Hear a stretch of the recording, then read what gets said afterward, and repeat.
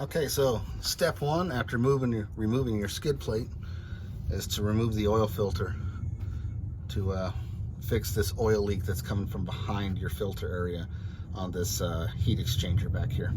So I've already removed this because I'm also making a video about doing a regular oil change. But first step is to remove your oil filter and let everything drain out.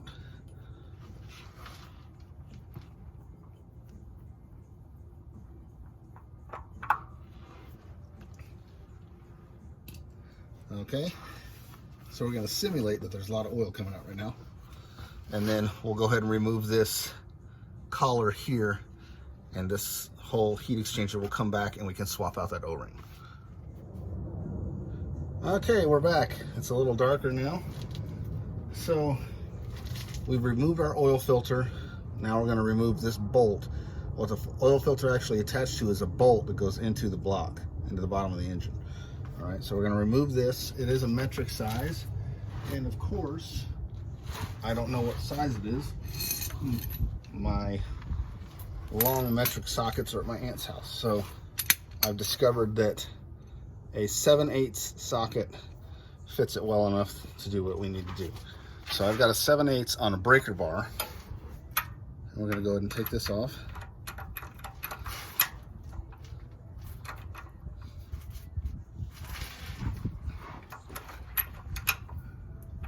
Do this without breaking my face. All right, so I broke the torque. Let's see if we can spin this out by hand.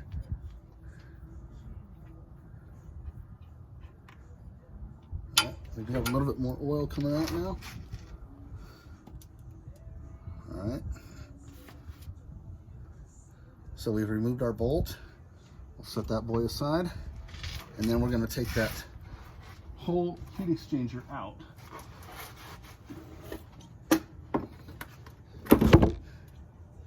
Uh-oh.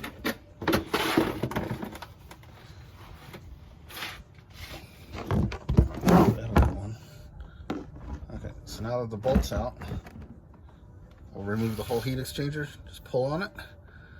Now we do have these lines with radiator fluid. Coolant going through, so we don't want to take these off unless they're leaking and you got a problem there. So just kind of flex this around, and then that's where that O-ring is going to be on the back of it. Okay. It's kind of hard to do in here without getting in the way of the camera. Okay. So there's an O-ring that goes inside this little groove right here.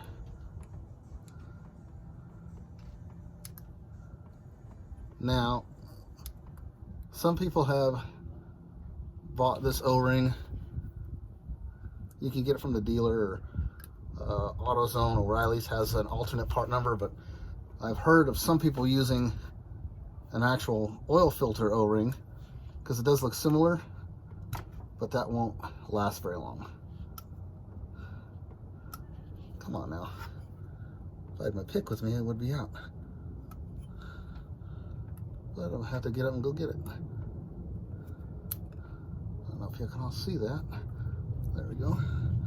Okay, so that's the O-ring that we're swapping out.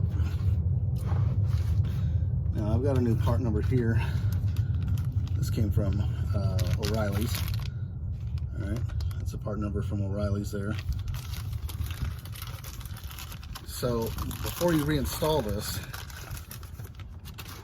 you want to look and see if it's like super dirty, anything corroded up on there. If it's just some general dirt, you should be okay. But we'll give it a once-over wipe with a clean rag and some kind of cleaner, brake cleaner. I'm going to use some degreaser.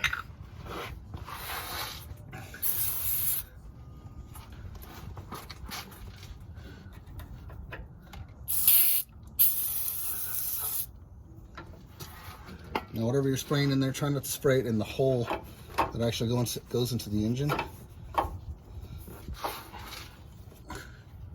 And if you do, just let it drain out for a minute. That should be fine.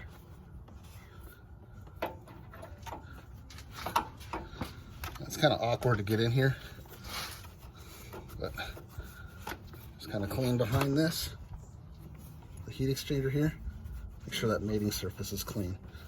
Okay. Now, I don't know if you can see that or not, but it should be good enough for government work. All right. So we'll go ahead and take our new O-ring here, reinstall it in this groove.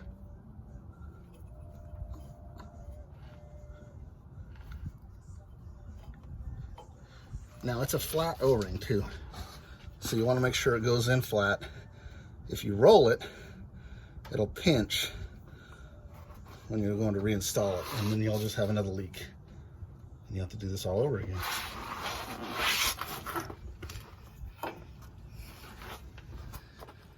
The camera is really kind of a pain in the ass because I can't get to where I need to get in there. So we're going to turn around. All right, and go this way. Did my O-ring fall? I think it did.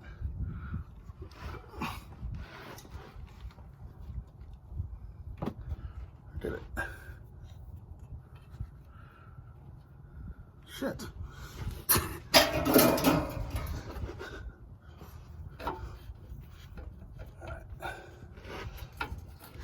That makes it much easier if you've got a lift or an oil change bay to do this in too. Okay, so I want to push this O-ring. Make sure it's flat all the way. All right, and put your finger over it. Make sure there's no burrs.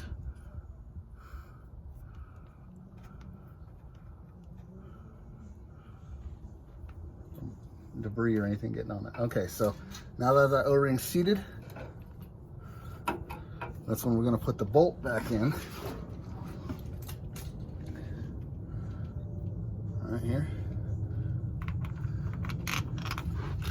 I can't really see, so I'm doing this by feel because of the camera.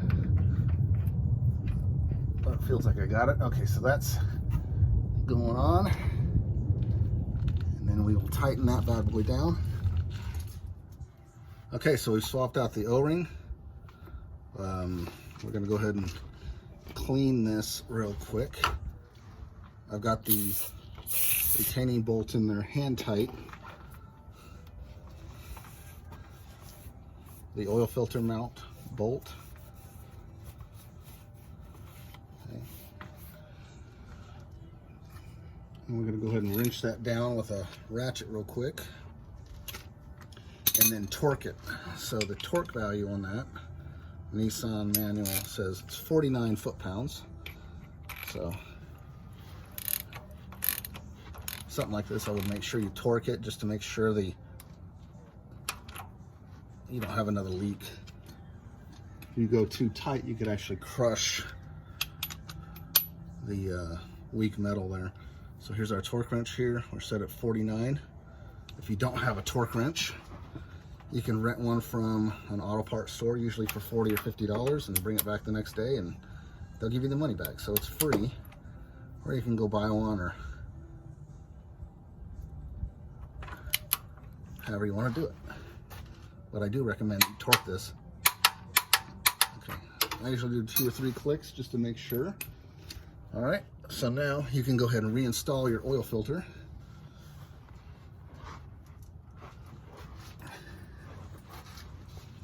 And put oil in the engine, depending on how much you took out. If you did a whole oil change, or if you just took the filter, you know, do what you need to do. Okay, so now we're gonna install a new oil filter, or you could be using the same one depending on what you're doing. But so your choice. You can fill the oil filter up with oil before you install it. It doesn't really matter. It will cycle through once you service the engine. But you want to make sure this mating O-ring, this mating gasket, put a little bead of oil, fresh oil around there, so when it goes to the mating surface, it creates a better seal. All right. So you're going to install this by hand, and then tighten it by hand as tight as you can get it. Don't use one of those oil filter wrenches on this, because with heat expansion of the engine and all that jazz, it will solidify on there and you'll never get the damn thing off. So just tighten by hand. And that's that. And then we'll service the engine with our 6.9 quarts of oil, or whatever you took out. If you just changed the filter or took the filter off. So the engine takes 6.9 quarts. We got a jet flying in. So we'll go ahead and do that real quick. Okay, so now we're going to service. For time constraints, I've already put the majority of the oil in here. So 6.9 quarts is our capacity, and I'm using 5 weight 30 as called for by the manual, and I'm using a high mileage Valvoline synthetic blend. So after you service, you start your engine, check for leaks. That's 6.9 quarts, and we're ready to start and check her out. Make sure you reinstall your oil cap. Oil cap going on. Bam jam, and we're ready to go. Okay, truck's running, started, well, not running now, but we started it. No evidence any oil leaks on the motor. Still got to get up in there and clean it really, really well, but I didn't see any active leaks or anything. So I'm going to use my pressure washer after it runs for a little bit to make sure that seal heats up and actually seals against that oil heat exchanger. So upon removing the oil drain pan, my assistant made a little bit of a mess here. So I'll have another video on how to get oil stains out of your concrete. I did have some oil stains here from my oil leak anyway, but not near what this is, even over there under the Challenger side, because I parked the truck on both sides. So, but I'll show you how to get that out in another video. And also make sure you turn in your oil. You can take this to any hardware or auto parts store, and they have a recycling area. So when you drain your oil, just use the same jugs that came in, and you can take it back, and they'll dispose of it, and also your old filters as well. So just a little bit of cleanup here, and we're ready to go.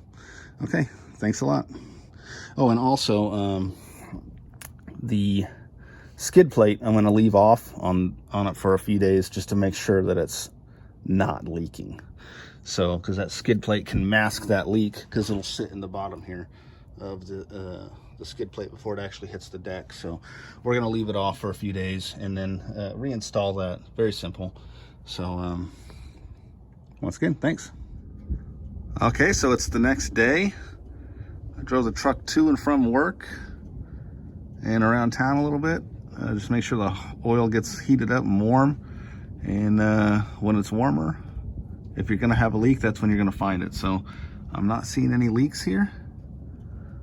And it looks like we're good to go. And we can go ahead and reinstall our skid plate. Okay, now that our oil leak is fixed and our oil change is done, we're going to talk about how to get rid of all these stains off your driveway. So I've got a video that I'm going to show you how to do that, and it's worked well for me in the past. So I've got oil stains all over the place here. So like the description, and thanks for watching. Appreciate you.